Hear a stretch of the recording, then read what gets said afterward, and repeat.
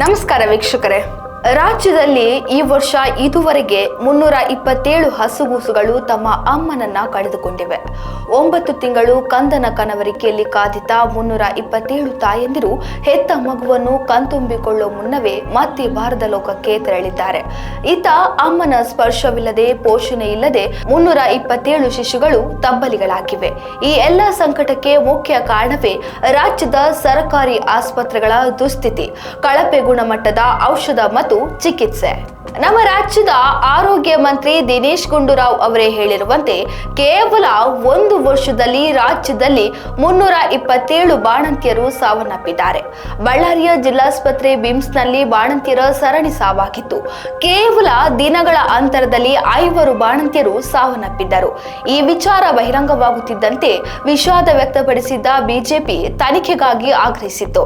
ಇದರ ಬೆನ್ನಲ್ಲೇ ತನಿಖೆಯನ್ನು ಆರಂಭಿಸಿದ ತನಿಖಾ ತಂಡ ಮಹತ್ವದ ಮಾಹಿತಿಯನ್ನ ಕಲೆ ಹಾಕಿತ್ತು.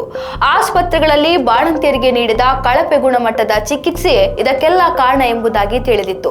ಈ ವಿಚಾರ ರಾಜ್ಯದಲ್ಲಿ ಆತಂಕ ಸೃಷ್ಟಿಸುತ್ತಿದ್ದಂತೆ ಮತ್ತೊಂದು ಆಘಾತಕಾರಿ ವಿಷಯ ಬೆಳಕಿಗೆ ಬಂದಿದೆ.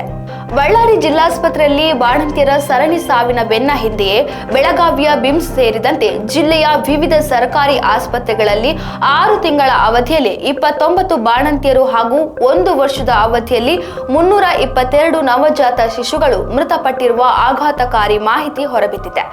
ಸೂಕ್ತ ಸಮಯದಲ್ಲಿ ಚಿಕಿತ್ಸೆ ಸಿಗದಿರುವುದು, ರಕ್ತಸ್ರಾವ, ವೈದ್ಯರ ನಿರ್ಲಕ್ಷ್ಯ ಸೇರಿ ಹಲವು ಕಾರಣದಿಂದ ಸಾವು ಸಂಭವಿಸಿದೆ ಎಂದು ಸ್ವತಃ ಆರೋಗ್ಯ ಇಲಾಖೆ ಹೇಳಿಕೊಂಡಿದೆ. ಜಿಲ್ಲೆಯ ವಿವಿಧ ಆಸ್ಪತ್ರೆಗಳಲ್ಲಿ 2024ರ ಜನವರಿಯಿಂದ 322 ಶಿಶುಗಳು ಮೃತಪಟ್ಟಿವೆ. ಈ ಪೈಕಿ ಬಿಮ್ಸ್ ಆಸ್ಪತ್ರೆಯಲ್ಲಿ 172 ಶಿಶುಗಳು ಮೃತಪಟ್ಟಿರುವುದನ್ನು ಆರೋಗ್ಯ ಇಲಾಖೆ ಅಧಿಕಾರಿಗಳು ಖಚಿತಪಡಿಸಿದ್ದಾರೆ.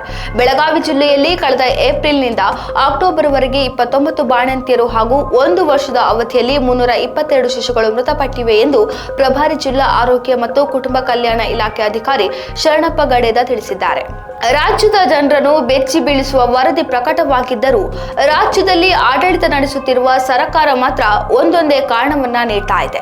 ತನಿಖೆ ನಡೆಸಲು ಸೂಚನೆ ನೀಡಿದ್ದೇನೆ ಎಂದು ಒಬ್ಬರೆಂದರೆ, ಇನ್ನೊಬ್ಬರು ನನ್ನ ತಪ್ಪಿದ್ದರೆ ರಾಜೀನಾಮೆ ಕೊಡ್ತೇನೆ ಅನ್ನುತ್ತಿದ್ದಾರೆ.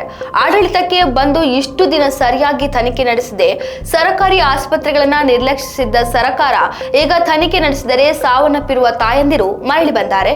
ಇಷ್ಟೆಲ್ಲ ಘಟನೆಗಳು ನಡೆಯುವ ಮುನ್ನವೇ ಎಚ್ಚರಿಕೆ ವಹಿಸಬೇಕಾಗಿದ್ದ ಆರೋಗ್ಯ ಸಚಿವರು ಈಗ ನನ್ನ ತಪ್ಪಿದ್ದರೆ ನಾನು ರಾಜೀನಾಮೆ ಕೊಡ್ತೇನೆ ಅನ್ನೋದು ಎಷ್ಟರ ಮಟ್ಟಿಗೆ ಸರಿ? ಮಾತೆತ್ತಿದರೆ ನಮ್ಮದು ಬಡವರ ಪರವಾಗಿ ಇರುವ ಸರ್ಕಾರ ಎಂದು ಬೊಬ್ಬಿಡುವ ಸರ್ಕಾರ ಈಗ ಮಾಡಿದ್ದಾದರೂ ಏನು? ಬಡವರು ಖಾಸಗಿ ಆಸ್ಪತ್ರೆಗಳ ವೆಚ್ಚ ಭರಿಸಲು ಕಷ್ಟವೆಂದು ಸರ್ಕಾರಿ ಆಸ್ಪತ್ರೆಗಳ ಮೊರೆ ಹೋಗುತ್ತಾರೆ. ಆದರೆ ಅವರಿಗೆ ರಕ್ಷಾ ಕವಚವಾಗಬೇಕಿದ್ದ ಸರ್ಕಾರಿ ಆಸ್ಪತ್ರೆಗಳೇ ಈ ರೀತಿ ಜೀವ ಕಸಿಯುವಂತಾದರೆ ಹೇಗೆ ಎಂದು ಜನಸಾಮಾನ್ಯರು ಆತಂಕಿತರಾಗಿದ್ದಾರೆ. ಇದಾಗಿತ್ತು ಈ ಹೊತ್ತಿನ ವಿಶೇಷ.